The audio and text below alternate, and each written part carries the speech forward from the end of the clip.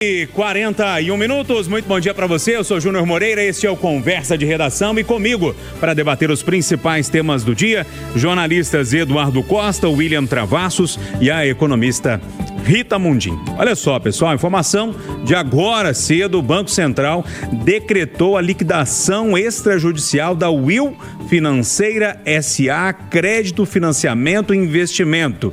Mas para todo mundo aí, com certeza alguém já deve ter ouvido falar, Will Bank, inclusive com comerciais, com grandes personalidades na TV.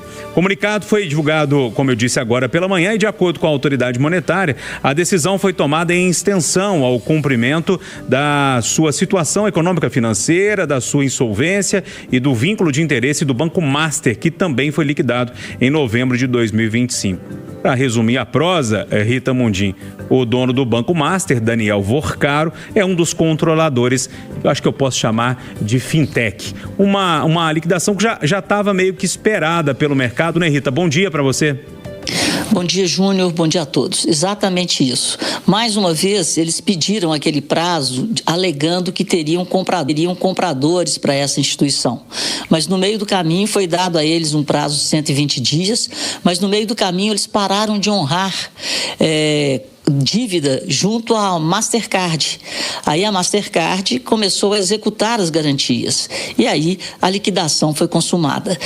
O Will Bank, como você bem disse, era tipo uma fintech, o forte deles era tentar vender aquelas máquinas de pagamento e também cartões de crédito. Segundo dados obtidos no próprio app da Will Bank, eles teriam cerca de 9 milhões de pessoas já aportando seus cartões de crédito.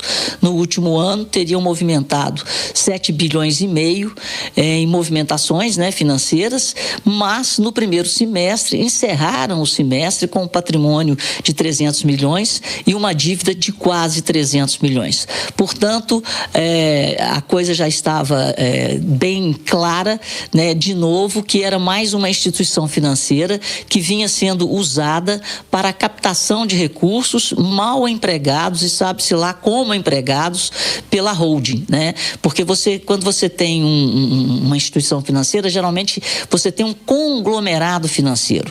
Então você tem o banco comercial, o banco de investimento, a financeira, a fintech e assim vai. Então o Will Bank era uma das pernas do conglomerado financeiro liderado aí por Daniel Vorcaro. Rita, deixa eu aproveitar o seu entendimento do mercado financeiro.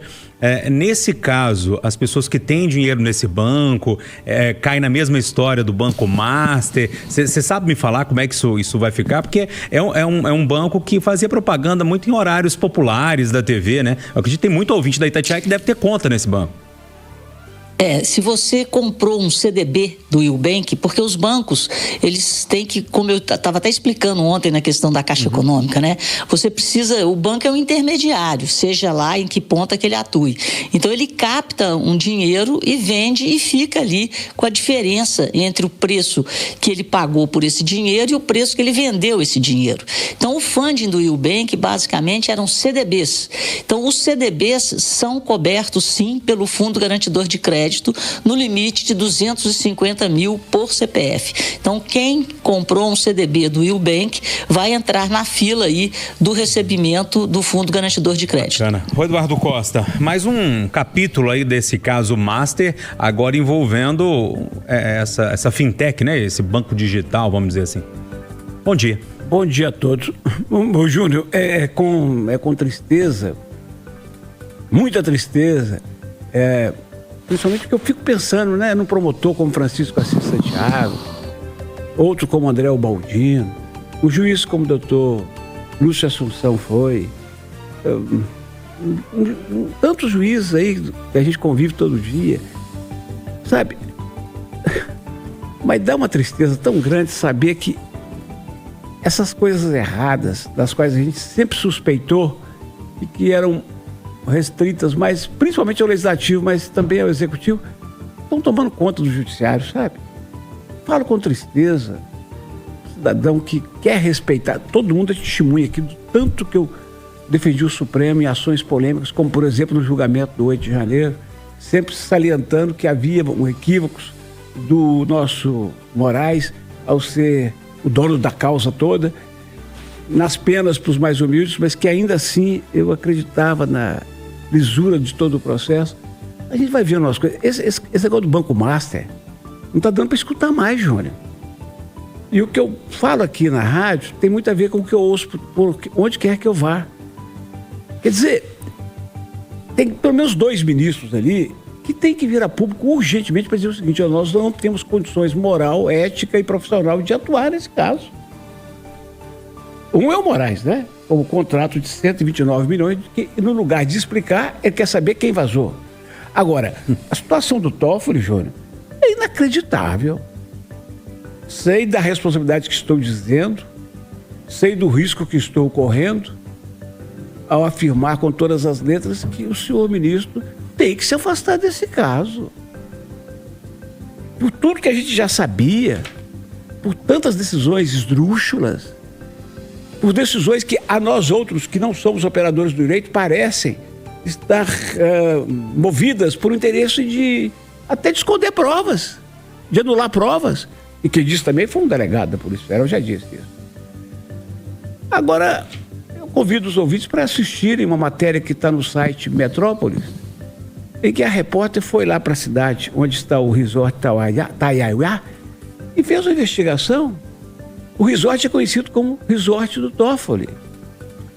Tem uma casa lá, Júnior, no melhor lugar do resort, que é reservada para ele, onde ele já deu festa, onde ele já levou, por exemplo, o Ronaldo Fenômeno para poder dar início a jogos que tem lá dentro. Lá dentro tem máquinas eletrônicas de apostas, mesas de jogos de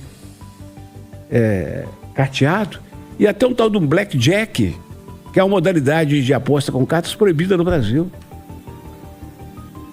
Esse resort foi transferido para um advogado, Paulo Humberto, que é da JIF. Ora, Júnior, a JIF é controladora da JBS, em cujos processos Toffoli atuou, e só numa canetada ele anulou uma dívida de 11 bi, uma multa de 11 bi lá da Lava Jato. Aí você fala assim, gente, mas a coisa está muito entremeada. Aí você vai descobrir que quem comprou ações desse resort é o tal do Fabiano Zettel, que arrastou a igreja da Lagoinha, aqui, nossa respeitada igreja da Lagoinha, para esse escândalo. Ele é cunhado do Vorcaro, dono do banco. Júlio, agora, sabe o que machuca? É que a sociedade brasileira não pode esperar do Congresso muita coisa, embora lá já tenha aprovado a criação de CPIs. Porque os caras do Congresso, você sabe, né? 9 em cada 10 têm problemas com a justiça. Mas eu estou assustado com a inação da OAB Federal, Júlio, da Federação Nacional dos Jornalistas, Júlio, da sociedade civil, Júlio. Porque não é possível ficar calado diante disso tudo.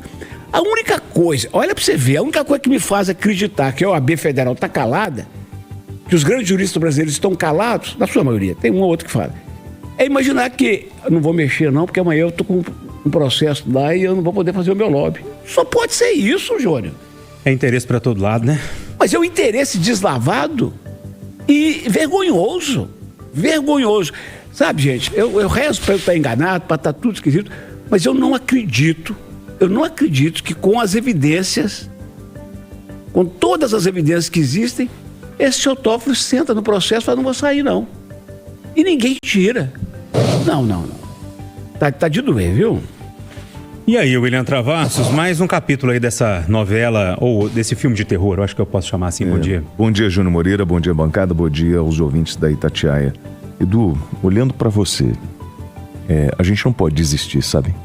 Eu sei que tudo que você apresenta aqui, e a gente vai olhando, né, para esse emaranhado, esse organograma, né, essas ligações estranhas que começam a surgir de forma separada e a gente não consegue traçar, né, essa linha de uma forma que você possa responsabilizar as pessoas, porque a gente precisa colocar tudo isso que você falou num processo legal e trazer esses personagens, né, para que tudo seja esclarecido. A gente você fala sobre a CPI e a CPMI, né? A gente tem número hoje para isso, ela ainda não foi aprovada. A gente precisa fazer pressão no Alcolumbre, no Senado, e falar o seguinte, a população brasileira tem o direito de saber o que aconteceu ou o que acontece. Só que aí a gente vai olhar para o momento, e o momento não é favorável para a instalação de uma CPMI ou de uma CPI, porque é um ano eleitoral. Então, assim, o que eu gostaria de ver, seja da direita ou da esquerda, todo mundo falando o seguinte, olha, nós estamos diante do que pode ser a maior pirâmide financeira dentro do nosso sistema.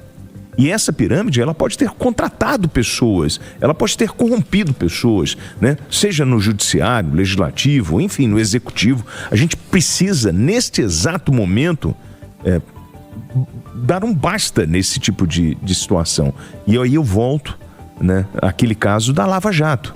A gente precisa ter tranquilidade, maturidade e enfrentar esse sistema corrupto e nojento no país, que mostra que um cara, ou melhor, uma instituição financeira, ofereceu para o mercado regras que não estavam dentro de uma realidade, e as pessoas abraçaram isso, acreditaram nisso, e muitas deram um aval em função de troca de benefícios, porque tudo indica isso. Então está na hora de vamos lavar a roupa suja? Aí eu convoco você de direita ou de esquerda, sem perder o ânimo, porque isso pode mostrar a falência da nossa democracia ou do nosso sistema de hoje. Ô Júnior, a gente sabe que um título público, né, do Tesouro, esse título é garantido pelo Tesouro, só se o país quebrar. Agora, os bancos privados tiveram problemas no passado. O que eles fizeram? Atitude correta de quem é do setor privado. Eles criaram o fundo garantidor. Pelo menos até 250 mil, Júnior, que é o que a maioria dos mortais consegue guardar, eles garantem. Eles estão desembolsando agora mais de 40 bi. Fiquei sabendo que isso significa 1/3 do que tem o fundo. Então eles vão ter que fazer novo aporte. Quer dizer, eu espero que a Febraban, com a força que tem, que sempre mandou também nesse congresso desse país, inclusive a Febraban, se junte. Que todos se juntem, todos que não são do sistema em Brasília, se juntem para poder tomar uma atitude. Não pode um homem sentar num processo desse e fazer o que o cidadão está fazendo.